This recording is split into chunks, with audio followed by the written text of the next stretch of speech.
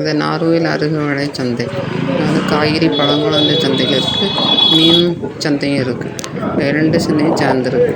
இது நம்ம காலையில் தான் இந்த சந்தை போடும்.